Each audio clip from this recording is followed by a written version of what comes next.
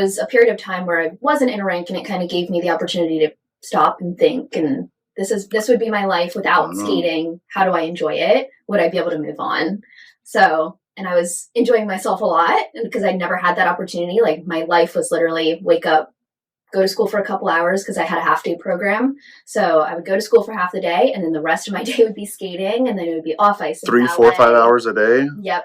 Okay. During the summer, we would be there from 7 in the morning until 5 at night. We'd be doing all sorts of training. So that was just my life, and I had never experienced life without the rink.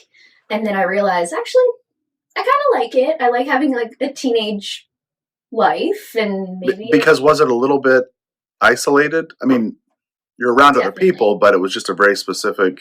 Definitely, and there was a lot of pressure as well with my parents being Olympians.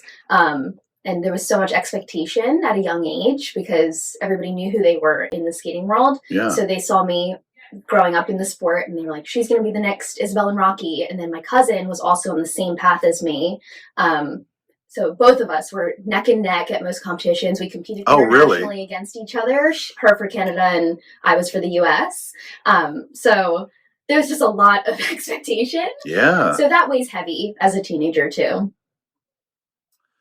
It's so interesting the ends of the spectrum that you can get that can be good and bad.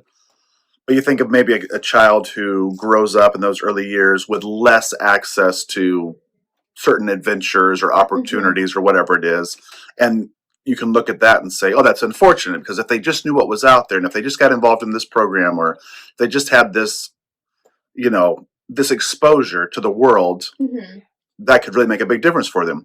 And then maybe you have a kid who has some exposure to something that's very unique, that has a lot of infrastructure around it and great opportunities and these huge career goals,